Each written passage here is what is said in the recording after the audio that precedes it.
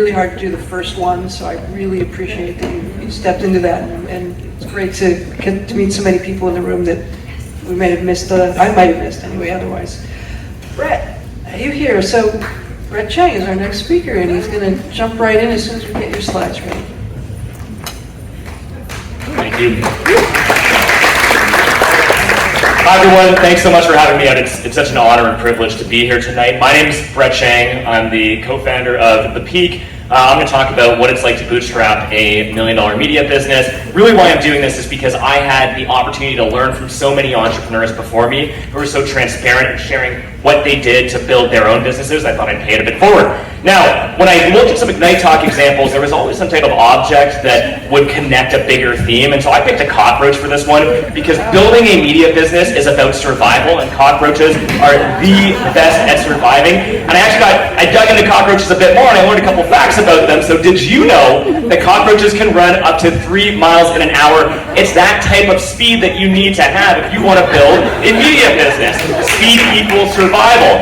And so let me connect that back to my own story. So once you get to this next slide, you're going to see a really sad picture. This is me and my two co-founders at a Tuesday at 2 p.m. drinking in the park because we were unemployed.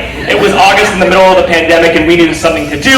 So like many other male late 20-somethings, we decided to start a newsletter. That's where The Peak came from.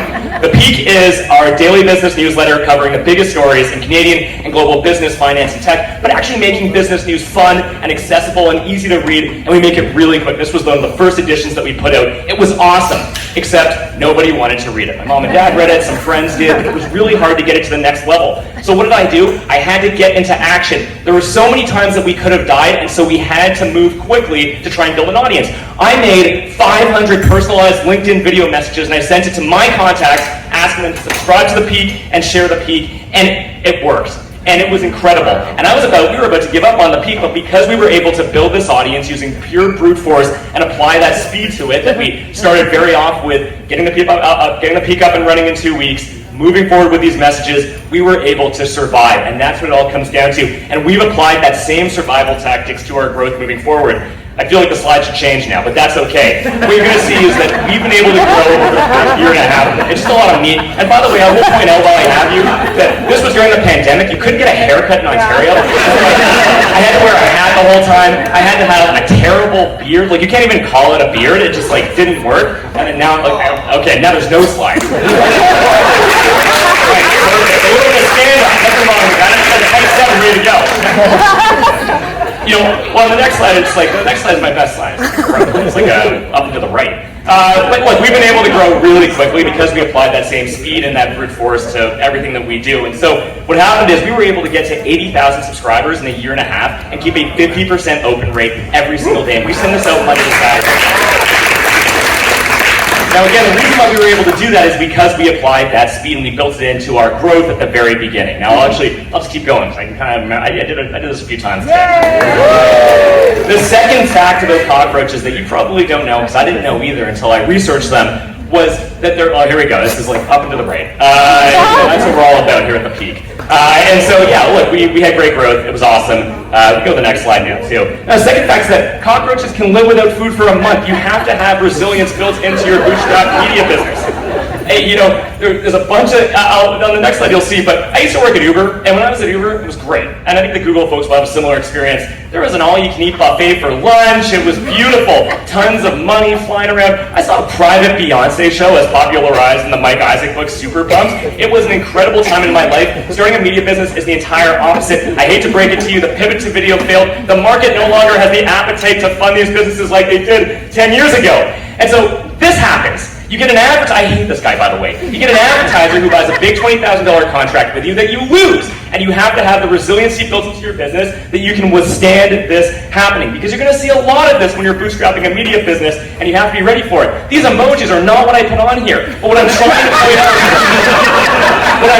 point out is that you have to do more with less. Payroll is your number one expenditure, and what you need to do is you can no longer just be a good journalist. You have to be a journalist, a growth person, a salesperson. You have to do it all, because the next thing that's going to happen to you, if you're dependent on that juicy government funding or the negotiated Google and Facebook settlements, is Pierre Poilievre becomes prime minister and you lose access to all of that. And so you have to have that resilience built in. You have to do more with less, and you have to have some sustainability that will help you in the long term.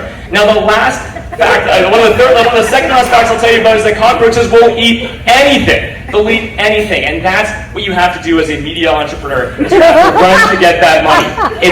You can't be picky. You can't say, oh, I would love to have gotten you can't be picky about who you get. I would love to have gotten Amazon to buy a 12-month, $100,000 contract with us at the start. It wasn't possible, so I had to go wherever I could to get that money. It doesn't matter if it's subscribers, it doesn't matter if it's advertisers, you have to get that money, and you have to have those little wins, because if you don't get those little wins, you're going to fail, you're going to die, and you're not going to have that cockroach mentality that I'm trying to explain to you. Again, these emojis just don't work. This makes no sense. However, my point is, it's supposed to be running to money, but it's okay, it doesn't work, but it's running to money, and you have to go and get whatever you can. Now, this was the first invoice that we got. It was a tiny deal of ads that we sold for about $450. It wasn't great, but it got me going.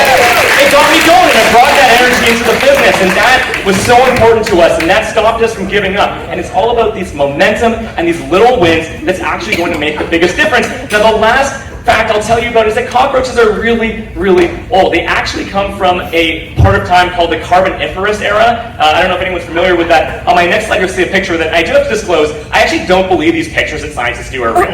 There's no way we actually know that that's what it looks like in the Carboniferous era. But what cockroaches got so good at is because of the resiliency, because of the speed in which they can move at, they were able to outlast almost every creature at that time. That's an incredible feat, and that's what media businesses that are bootstrapped, that apply that discipline, that apply that speed, that go out there and build that momentum do, they survive.